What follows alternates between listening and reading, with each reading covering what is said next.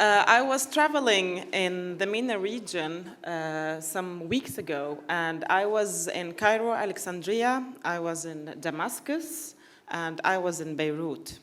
Very, very interesting journey.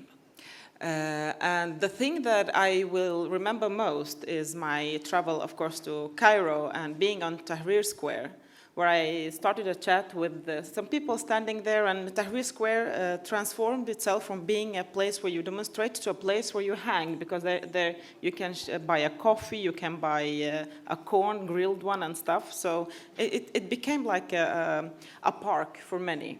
So I started to chat with people, and because I know Arabic, it was very easy for me to start a conversation. And one of the guys told me, and excuse my language, it's not me who said that, but it's the guy from Egypt. He said, "Don't give us any fucking loans, come here and invest." And that message for me was very, very clear, and told me two things. Egyptians or people in that region, generally, they know that they have resources, they know that they have the human capital, they know that they are capable, but they know also, on the other hand, that they can do it by themselves. But they don't want charity. Actually, they want to do right. They want to earn their own money. They don't want to live on benefits. So that, for me, was a very hopeful signal that there is that awareness among people in the region. The Arab Spring has many reasons, they say, and I always think about that first Tunisian guy who set fire on himself and committed suicide. And I wonder what is driving a young person to do that. I mean, that's a rather violent action you take against yourself. And when I talked to the Tunisians when I was there as an observer for the elections, they asked me, okay, you come from Europe, do you know how it is to live without dignity? And I asked myself, do I know? I live a privileged life, I do. How it is to live life without dignity, never having a chance to prove what you go for, what you can, never having a fair possibility to make your dreams come true. Always being treated like a thing, not a human being with a value in yourself, being alive, being a human being. No, maybe I have forgotten, because I've been living in Sweden for a very, very long time, so I've forgotten. But I think this is a question or that picture of that person, that guy, who felt that it doesn't matter that he's a human being, he will always be discriminated, he will always be violated for being a human being. There is no value in the Arabic countries in being a human being. And that's a tragedy, that's a big, huge problem we have. The Arab Spring didn't come with Tunisia. I think that the people in the Arab countries, in the region, they have been calling for help, crying for help for quite some time. But we chose to pick stability. We chose stability before democracy. We chose good relations with despots, with dictators, before the interest of the people. That is what we did. And I think that we have to ask ourselves, how long time are we ready to make that choice?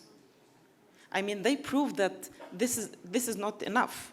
They are telling us that we are hypocrites. We come to Egypt as tourists, and we don't see the poverty, we don't see the oppression. And now we are going there and saying, yeah, liberty and freedom and democracy, that's good things. And I think that the people in the Arab countries or in the MENA region are saying it's enough, and they are not going to accept that they are not living the lives that we are living, that they are not enjoying the freedoms that we are enjoying. Internet is here, the television, the radio. They are traveling, coming to us, and we are traveling, going there. So that interhuman exchange is actually showing that a better life is possible. So why can't they get it? I think that many of them are asking that themselves. At the same time, while we go there and invest, and not only giving loans, I think it is very important to respect the will of the people there.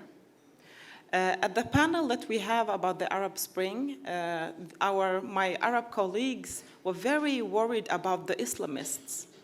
And inside of me, I was both sad, but I also was happy. Sad because what they're saying, that the Islamists are going to gain a lot of power, it's true. They are going to come to power. I don't know if they are going to be an absolute majority, but they are a factor, and we have to count on that. They are coming. But at the same time, it made me realize that maybe our colleagues in the Arab world, the liberals, are actually not doing the work they are supposed to be doing. I mean, before the Center Party, my own party, became a party where in government and so on, we had to do the footwork.